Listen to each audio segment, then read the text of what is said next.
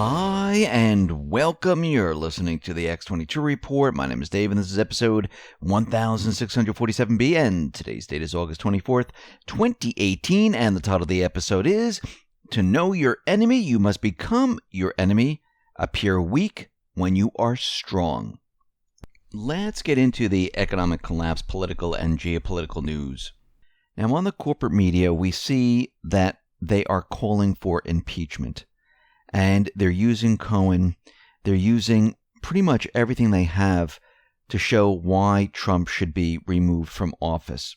And I think on like MSNBC, they might have said impeachment like 220 times or something like that within a couple of days. Now, what I'm going to do here is I'm going to take all the annons and all the incredible points that they've written down, and I've combined them all so we can get this huge picture of what is going on here. And I like to say thank @Draw and Strike, and I also like to thank Neon Revolt, Vito Incognito 2.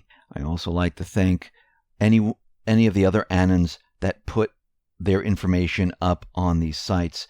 And what we're seeing right now, and I want to go back to Q's post, which is post 461, so we can understand what is going on right now, because a lot of people are thinking that this is game over for Trump.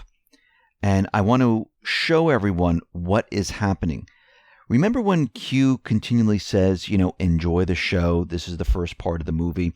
Let's go back to post 461. Q says, what makes a good movie? Or what makes a movie good? And Q then says, great actors. And I want to go through what is going on here. Now, it starts off with Sessions. Sessions, he's not doing what he's supposed to be doing. Trump is calling him out and complaining about him on Twitter. And Jeff Sessions came out and says, listen, I'm going to do the best job I can. I won't let politics interfere in how the Department of Justice fulfills its duty to the country, etc., etc. So let's go over how this supposedly real rift between the President of the United States and the most important appointment he made in his entire administration, Attorney General Jeff Sessions, got started. We were asked to believe Trump, the clueless, had no idea Sessions would have to recuse himself from overseeing directing the Department of Justice investigations related to the 2016 election, in which Sessions was a member of one of the campaigns in the election. Sessions couldn't be in charge of or oversee the Hillary email investigation or any of the other investigations arising from the 2016 election in which he was involved. Trump didn't see the conflict. That's what we're supposed to believe. We're also expected to believe that before he recused himself, Sessions read some statute and suddenly realized, holy cow, I'm going to have to recuse myself. And this happened immediately after he was sworn in. Sessions was so surprised to realize this, he recused himself immediately before giving Trump a heads up he was going to do it. After Trump won the election and announced he was going to nominate Sessions to be the Attorney General, what did the media spend weeks doing? They went on a rampage saying Sessions is going to be Trump's attack dog at the Department of Justice. Trump's going to send him after Hillary and Obama. And the media spent weeks asking this question. How can Sessions have control of investigation into the 2016 election when he himself was a member of one of the campaigns? This whole thing cannot be allowed. It's a conflict of interest. The fix is in. Well, they were worried over nothing. On the surface, they saw clueless Trump raging at Sessions over his sudden recusal, catching Trump completely by surprise. They all pointed their fingers at Trump and laughed loudly. And they called him a moron. Oh my God, he didn't see this coming. While all that was underway, nobody noticed this guy and what he was announcing. For weeks, all the Department of Justice news was fixated on the feud between Trump and his now recused Attorney General.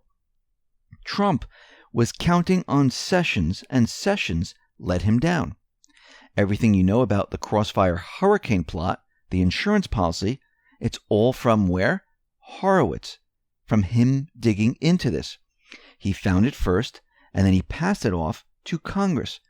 Peter Strzok, Lisa Page, Andrew McCabe, Bruce and Nellie Orr. While he was digging, nobody was watching him. Where were their eyes turned towards? Trump, Sessions, doing absolutely nothing.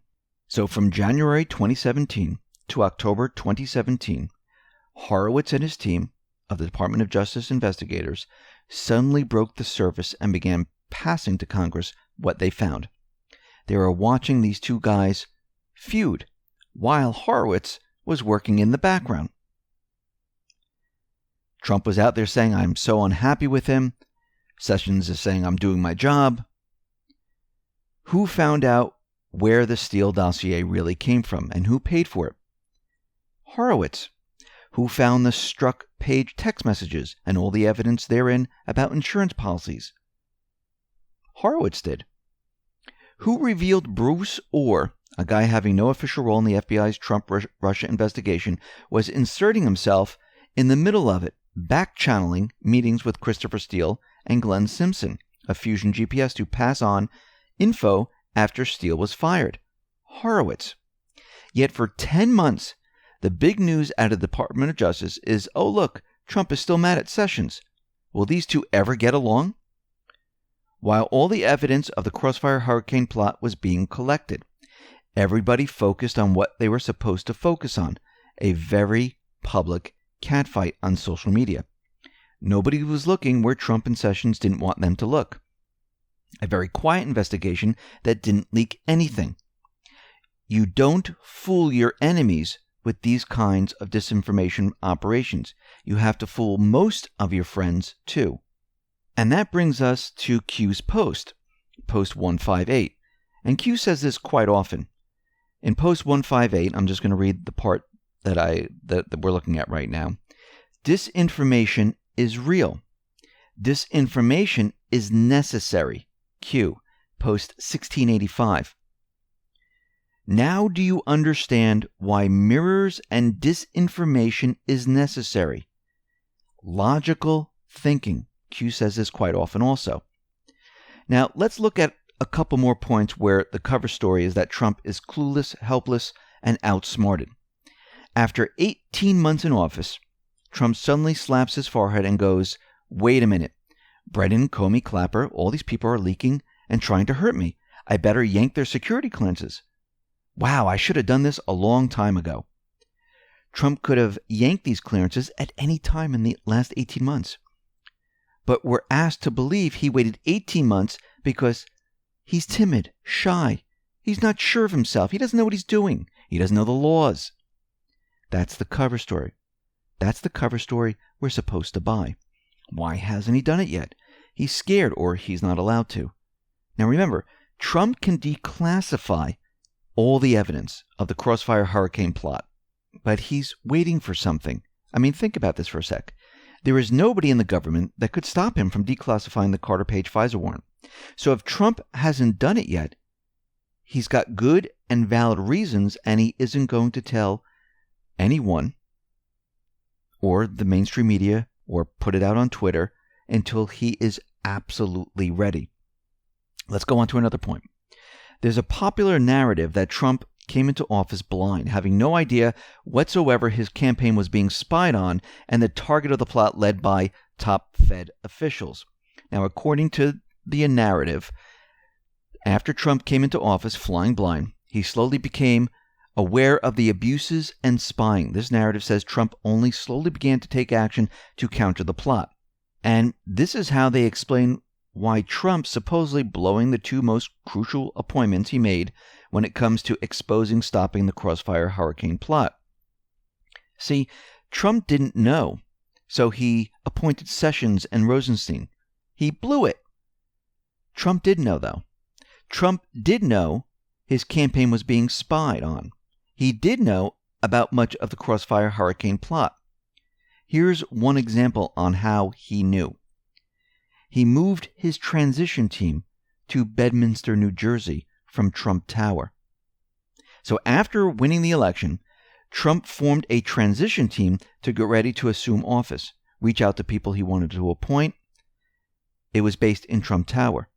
On November 17, Trump suddenly makes an announcement. He's moving it, and he's moving it to New Jersey. I mean, it looks pretty chaotic, like bad planning, and it's kind of odd that he's doing this all of a sudden. But he did it. And the reason why he knew this was from Rogers. And Rogers already knew that this was all bugged. Remember, Rogers was the head of the NSA. And remember, all of this is planned way ahead of time. They already knew a lot of the information already.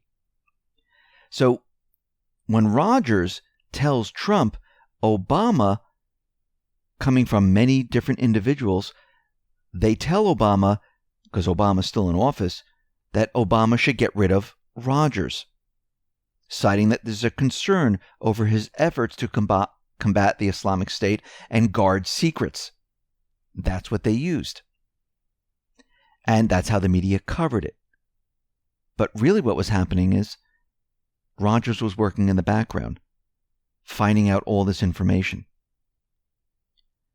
So you know what the latest date possible is for Trump knowing his campaign is being spied on. All their phone calls, text messages, emails collected. It's November 17th, 2016. So you can take that narrative that Trump came into office flying blind and not knowing anything that was going on, and he was completely clueless. He knew, and he came into office knowing exactly what was going on.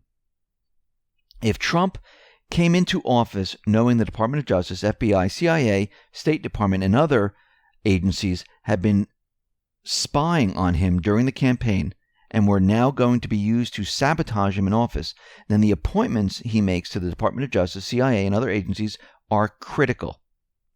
But you are now being asked to believe a narrative in which Trump, being aware of all this, blew the two most crucial appointments he had to make, Attorney General and Deputy Attorney General. Everything we've discovered about the Crossfire Hurricane plot beginning in October of 2017, Trump knows too. In fact, he knew all of this long before we did. The narrative is Trump is slowly discovering all this right along with the rest of us. I mean, do you really buy this? No, he knew all along. And we're supposed to believe that Trump doesn't know any of this stuff until Tom Fitton at Judicial Watch or a Congressional Oversight Committee manages to pry it from Sessions and Rosenstein's grasping fingers. And Horowitz from Horowitz's hands too. I don't think Trump is undergoing a slow journey of discovery here. He already knows this information. But this is the show. This is now the movie, part 1. He's already seen all the classified stuff. He knows exactly where he's going to end up. Trump came into office knowing the deep state were plotting to take him out. He already knew this. This was planned a long time ago. They had all the military data collected already. They knew what their plan was going to be. You think Trump let Comey sit there in the FBI director, as FBI director for 4 months, knowing the entire time Comey was plotting against him? Do you really think that? They left McCabe, Strzok, and many others plotters in place for far longer than that? No. The cases against these people had to be built over time. The evidence carefully collected. No loopholes. They had to let it out very slowly to make people believe that it was just being found. To nail them, you can't leave any way of escape. You can't make any mistakes. You need to dot your I's and cross your T's. What people are frustrated about is the payback. They want to see plotters nailed to the wall. They want it now. It's starting to dawn on most people that the plotters had their fangs pulled a long time ago. Trump's in no danger from these people. There is no escape for these individuals. That's why Trump and Sessions are taking their time to do it right. There is no urge to rush. Trump, the showman, will time this for maximum effect. Remember, enjoy the show. You don't think Trump is enjoying watching the roaches scramble around trying to avoid the light, dark to light, when he knows exactly how this will go down and they can't stop it? I mean, let's look at North Korea, for instance. The president was trading fat little rocket man jibes with Kim, and the media was hysterically screaming at him for the entire time, saying that we're going to war, don't provoke him. Meanwhile, Mike Pompeo was making visits to North Korea in total secrecy, setting up the summit we had this year. The cover story was our insane, unstable president is trying to provoke the leader of North Korea into a war, and the media was just going crazy over this, while Pompeo, taking nobody from the State Department with him, traveled to North Korea in utter secrecy over a period of months, and they didn't even know about it. There was nothing leaked. The cover story worked.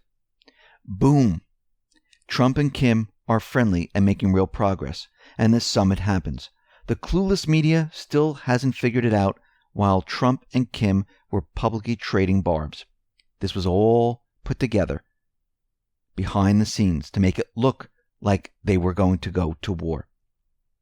Now we hear out of the corporate media, and Trump tweeted this.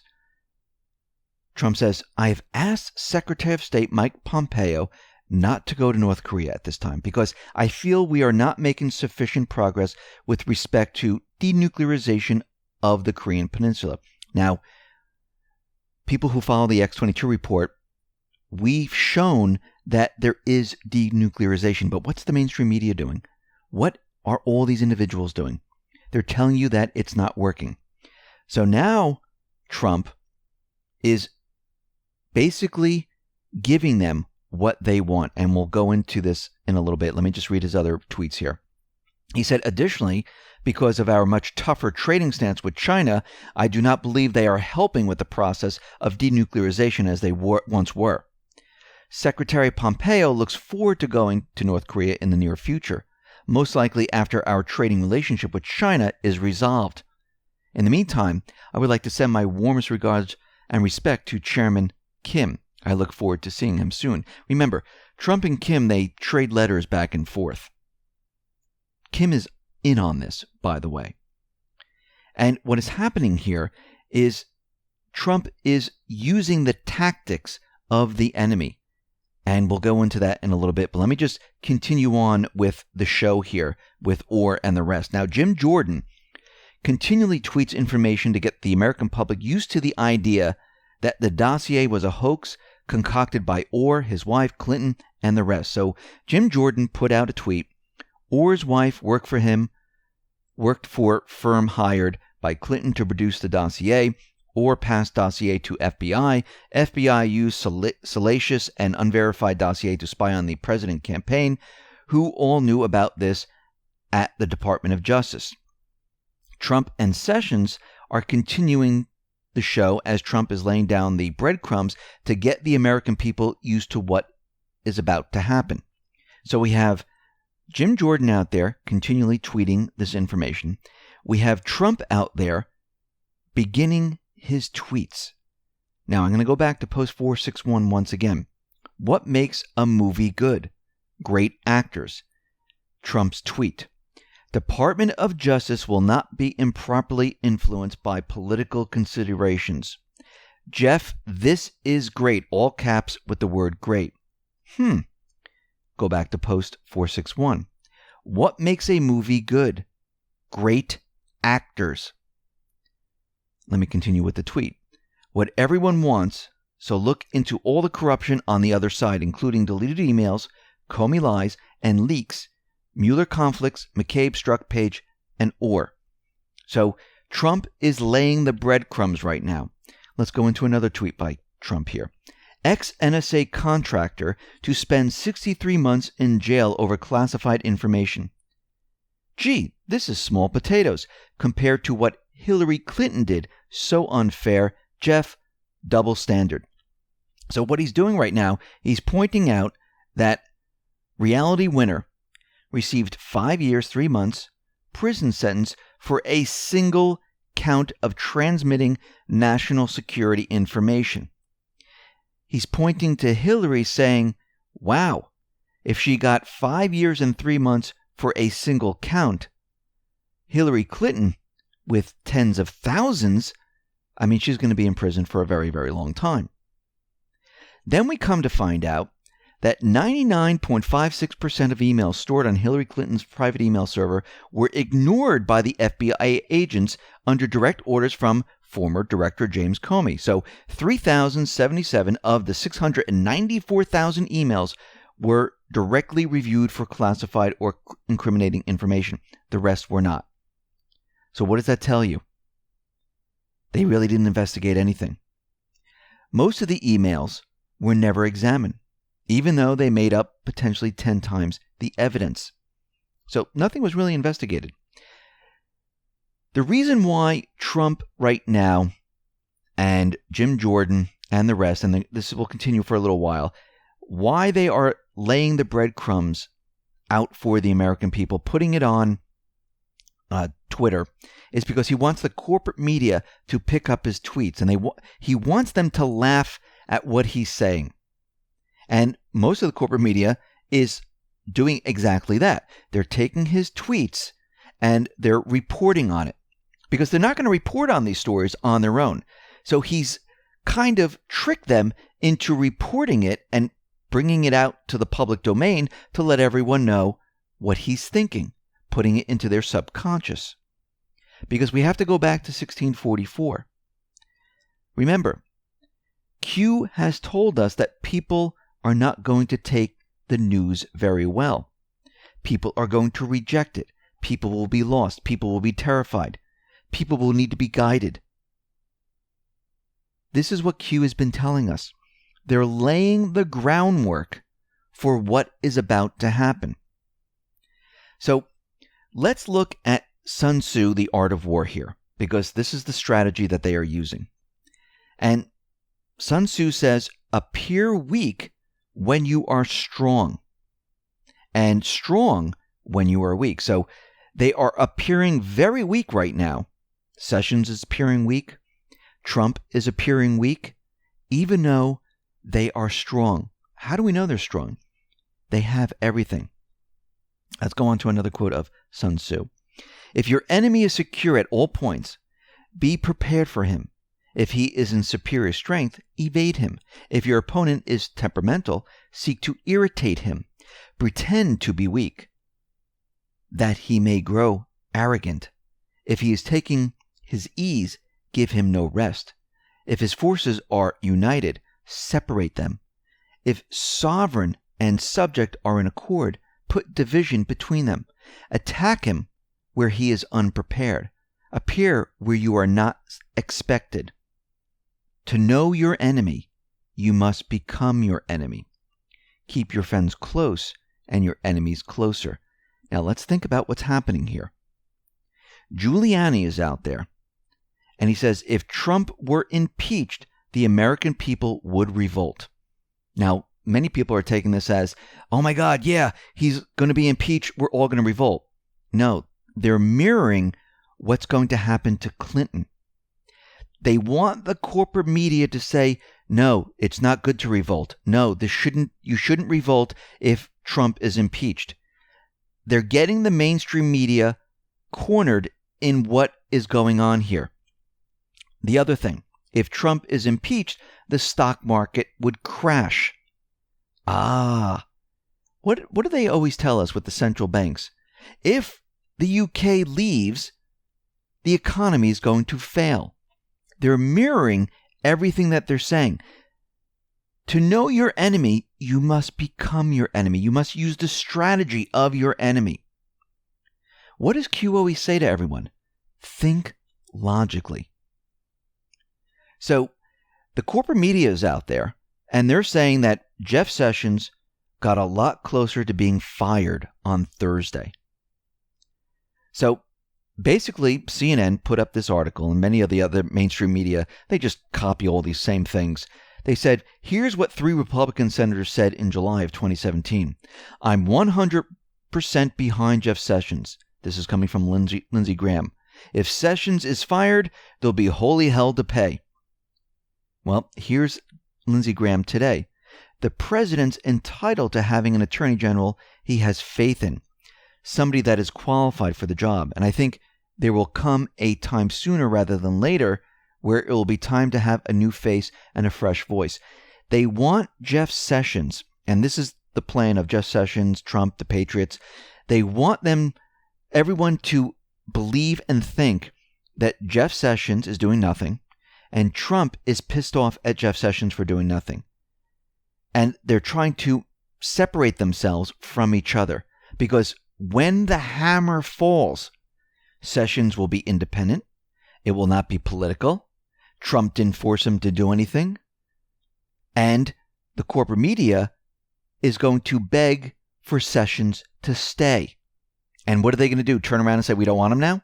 This is what they're doing. So when Sessions moves into action, it won't appear political because Sessions has remained recused from Mueller's witch hunt all along. It's Huber and Horowitz that has gathered the evidence, and it's more than enough to show that Mueller has weaponized the Supreme Court for partisan politics only. If Sessions finishes off the redactions, those are the redactions that will name the names of those who parlay the illegal cover-up of the Clinton crime family, which is still not in violation of his recusal status. It's the evidence of a different investigation by Huber and Horowitz. Think logically. Do you really think, after all this time, this hasn't been planned out? That this is not the show? This is the show. Q told us this is the movie, part 1, and people are freaking out. There's no reason to freak out. I mean, I remember going back a couple of months ago where we were reporting on North Korea, and we were reporting that behind the scenes there were peace deals. And people were, trolling and putting comments, no, we're going to war, you have no idea what you're talking about. All of this has been planned from the beginning. Praying Medic tweeted this out. The mainstream media believes Sessions and Trump are at odds with each other. What would be the result if the media thought Sessions and Trump were on the same page, and Sessions suddenly announced the arrest of many corrupt people in government? The more you know. Think about that for a second. So what we are seeing right now, this is the art of war. This is the art of the deal. This is how you play the game. This is how you have the show. And to have a show like this, you need really good actors. That's what you're watching now. Relax. Let's move on to what Trump has been saying about the social media. Trump is out there and he slammed social media for censoring millions of people in a tweet saying, if it continues, people will only see fake news like CNN, which is absolutely true. He said social media giants are silencing millions of people. Can't do this even if it means we must continue to hear fake news like CNN, whose ratings have suffered gravely. People have to figure out what is real and what is not without censorship. So I want to bring us back to post 605 because it feels like everything is happening all at once here. Remember on post 605 from Q put, prevent unfair censorship, push, Internet Bill of Rights. And then on post 841, and this is all back in January 25th, 2018 and March 4th of 2018 with post 841. And Anon asks, has Q ever mentioned the Internet Bill of Rights? And then Q wrote, reread drops and pointed everyone to the Internet Bill of Rights. And I think this is what is happening right now, that they're going to push for the Internet Bill of Rights because you cannot censor individuals. And Trump pretty much said it in his tweet. People have to figure out what is real and what is not without censorship. And Vito Incognito 2 pretty much lays it out perfectly of what censorship is. The point of internet censorship, blocking and shadow banning is not to prevent fake news, but to protect it from exposure by ordinary people. It is to return totalitarian control of information to state and corporate ownership so they can decide what we are allowed to see, hear, and think. It's so they can tell us that 2 + 2 = 5. So we get word now that the social media titans, they are holding a private meeting to coordinate a strategy for the 2018 midterm elections? Or are they coordinating a strategy to get rid of the rest of the individuals that are on all these social media channels and to reorganize a way of banning everyone or not showing any of their posts? So it looks like this is all happening at the same time. Now, Q mentions John McCain quite often, but never uses his name. Q usually says no name. And what's very interesting is that John McCain is going to discontinue the brain cancer treatment. Now, he's out there saying that he has brain cancer. Q came on, said he really doesn't have brain cancer. And I'm wondering if he's going to discontinue brain cancer because when everything hits the fan, they might use the strategy of saying that he doesn't remember he has brain cancer. You can't try him because he's incapacitated. He doesn't remember anything, so you can't ask him questions. Or they might even fake his death to say that he passed away. I think a lot of these individuals are going to run because the timing of all this is very, very interesting. Now let's talk about what's happening out in the Middle East and Afghanistan. We see Army General John Nicholson says Trump's complete reversal of Obama's strategy is working, and it looks like we'll be moving towards peace. Now, the Taliban, once they heard the United States wasn't going to be involved in this meeting, they accepted the invitation to Moscow's peace talks. Now, Russia is going to invite 12 nations to the talks. It's not just going to be Russia and Taliban. They're going to have other nations there. And we can see at this point that the Afghan government has said they want all talks to be one-on-one with the Taliban, no external countries involved. But this is not going to happen right off the bat. Because remember, the Afghanistan government that was put into place by the deep state. The Taliban, by contrast, has said they believe they need assurances from other countries, particularly the U.S., and don't think talks with the Afghanistan government by itself would be particularly meaningful because they know it's a puppet government, and they know the U.S., the deep state, controls them. So it looks like Pompeo is going to appoint a special envoy for peace in Afghanistan. So we can see right now that the push for peace in Afghanistan is on its way. It's very different from what we've been seeing in the past. And from everything that we've seen in North Korea, even though Trump is playing to the corporate media and to the deep state, using reverse psychology on them, saying Pompeo's not going, do you really, let's think logically once again. Do you really think after all these months they're just going to reverse and say, hey, let's go back to war? No. What they're doing is they're using the corporate media, they're using this period of time to make the corporate media, the deep state, think that Trump is at his weakest point. Sessions is the weakest attorney general you've ever seen. And once they are so comfortable, once they're so arrogant that they think they have it, boom, they're in trouble. The storm is going to hit. This is not going to be a storm that we've ever seen before. This storm is going to be lightning bolts, thunder. It's going to shake the foundation of this country. Once this happens, Q has told us that people are going to be scared. People are going to be nervous. They're going to reject. But again, the breadcrumbs are being laid. It's in the subconscious of people. The corporate media looks at the tweets and reports on the tweets. They're putting the information out there. Plus, you can go to Twitter. But he knows that most people don't go to Twitter. He needs the corporate media. He needs the alternative media.